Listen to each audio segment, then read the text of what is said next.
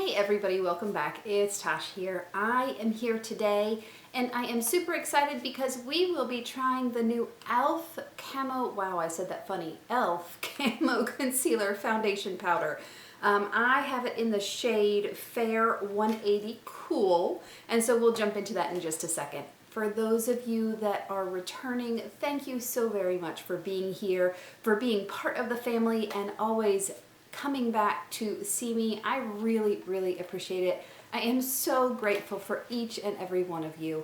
For those of you that are new here, my name is Tasha, and typically on my channel I do all things makeup. I do unboxings, reviews, try-ons, kind of a little bit of everything, but all related to makeup. So if that sounds interesting, please click the subscribe button. It really does make a huge difference for me, and I would really appreciate it.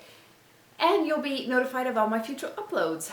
Without any more talk, let's go ahead and jump right into this foundation review. So this is the new e.l.f. Camo, let me get it right, e.l.f. Camo Powder Foundation. Again, 180C is what I got.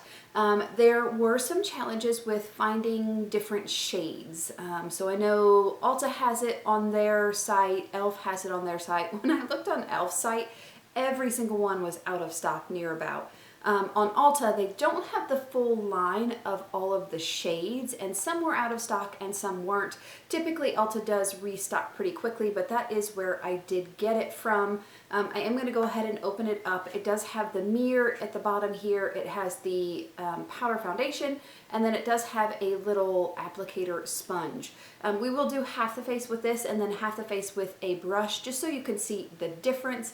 I have already prepped my skin with all of my moisturizers and stuff like that, and I have let it sink in, so it's been a little bit since I've done it. I do not have a primer on because this is supposed to have a primer in it. So this is supposed to camouflage imperfections, even out skin tone with this prime infused talc-free foundation. The lightweight powder is finely milled to provide long-lasting and buildable coverage for an, I'm having a hard time reading because I don't have my glasses on, for an airbrushed finish. So basically directions say use the included sponge to build coverage as you wish. Reapply as needed. So pretty basic instructions. That's kind of what all powder foundations are. It does say that it will work with all of the other e.l.f. Camo products. So the Camo Under Eye Camo, the CC cream, you can put it on top of that, those kind of things to add more coverage. We are going to use it just by itself. I'll be interested to see. I do have combination dry skin, particularly in the winter. I will say this area for me on the external part and typically in certain other areas is very dry. And then I do have combination in my T-zone area. As I get older, my skin is actually changing, so I'm becoming a little more not dry, which is crazy. You would think it would be the other way around. Anyways, we're going to go ahead and jump into this. With a powder foundation, you do want to apply your under eye concealer first, so we are going to do that, and then we will jump into... Okay, I am back. I used the Revlon Color Stay Skin Awakening 5-in-1 Perfector. This is one that I've been trying out that is a little bit new to the drugstore. And then of course I set it with my Laura Mercier under eye brightening powder. So let's go ahead and jump in. Like I said, we are going to do one side with this included kind of spongy thing and then the other side with a brush.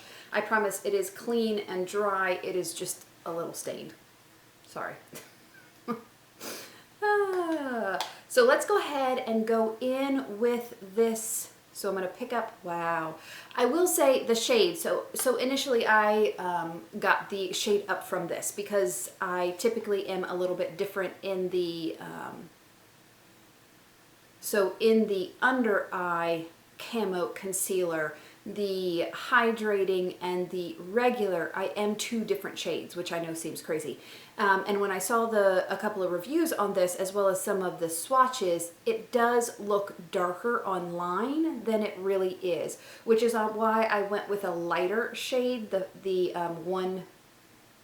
150C. Why I was saying 180, I don't know, 150C. So that's what we're putting on. And we're just going to go ahead and, wow. Okay, there you go.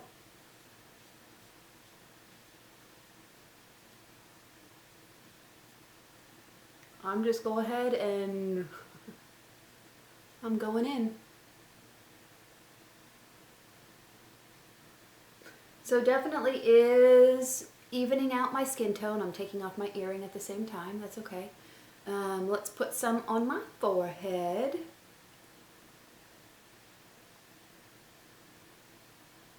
I have to say with the sponge, I'm not the biggest fan of it. It's a little bit harder to control the application, and you kind of get a little bit, you can see it's getting a little patchy right there.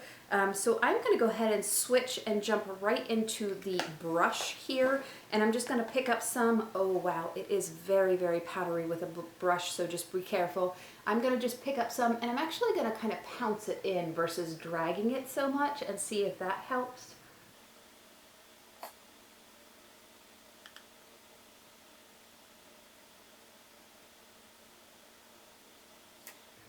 And it looks like a decent shade match for me. We'll have to see once we get it all over the face. I think I need to get a bigger mirror. Using a viewfinder right now.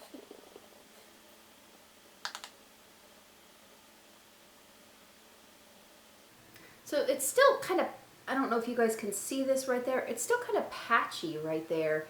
It's not as bad where I use my brush to apply it, but where I use that sponge right there and kind of there on my forehead and my eyebrows, it is definitely patchy. I need to do my eyebrows bad. I do think it's kind of picking up weird in certain places as well. So we'll see how that all works out. Let's see if I can fix that with my brush. Yeah, this is a problem spot for me anyways. I do have a little bit of texture right there, and it is just kind of weird on that texture spot right there. Definitely brush is the way to go if you're going to use this. Let me get a bigger mirror real quick, hang on. Let me see what I'm doing. Okay, I'm back with a bigger mirror. Granted, this is a magnifying mirror, but I can definitely see where, especially where I use the sponge to put it on,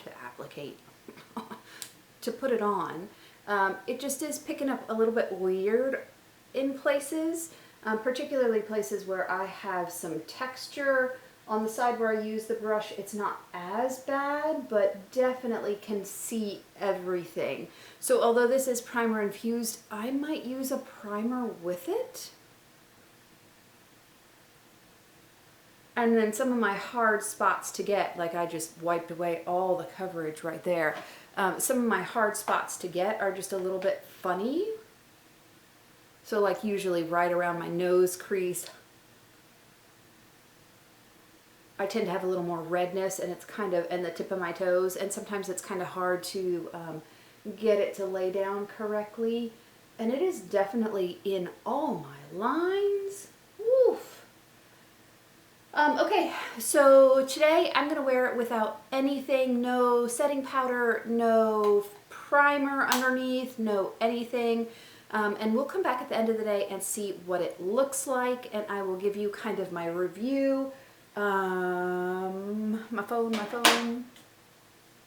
It is 9:19 in the right now, so I will check back in with you guys in a couple of hours. I probably will put on mascara and some lip gloss and stuff like that, but I won't put on any kind of blush or anything like that. We'll see how it performs without anything else, and then we'll kind of go from there. Okay. Hey everybody, it's Tosh. I am back. It is 3:09. Well, let's actually get my phone to show you what time it is. 3:09. And so I put it on this morning at around 9:30 was when I started. So it's been about 5.5 hours. I have run some errands, and I did wear my mask, and so you can see there's some rub off right there, as well as on the cheeks where the mask was touching my face. And so to correlate with that, looking in a mirror, my nose is pretty much all rubbed off here at the very end, and that's where I typically have a problem keeping any kind of foundation or anything like that on my face. A little bit on the chin here, but again, that's probably from the mask. Otherwise, it doesn't look awful. It has settled into my pores, and right here, it looks a little bit rough, but that was even looking rough before. From when I applied it with the sponge. This side doesn't look as bad, but definitely some texture and almost like it's starting to break apart right there. Then you can see it does transfer just a little bit with my finger, but it doesn't look the worst. It's not awful. It is pretty comfortable to wear. We'll check back in. I'm just kind of looking over everything. I will check back in at the 8-hour mark and kind of let you guys know overall what I thought. Okay, everybody, last check-in of the day. It is 5:30, so we are at 8 hours exactly. Just remember, I didn't put anything on. I didn't even set a setting spray on here. I think I showed that already. And so let's talk about real quick. So overall, I don't think it looks awful. I do think that it did settle into my pores and things like that. We saw that it rubbed off in my nose. Definitely think wherever there's texture or dryness, it's clinging to quite a bit. I do want to see, oh, beepers. So they do say that you can touch up whenever you need to. I do want to see if I can take this and touch it up just a smidge in certain places, like on my nose, and see what that looks like. So after 8 hours of wear, or even if after a couple, if you want to go in and kind of touch up certain spots, I still think that part right there and through my forehead just look terribly rough. I don't know if a setting spray would help that, and it could.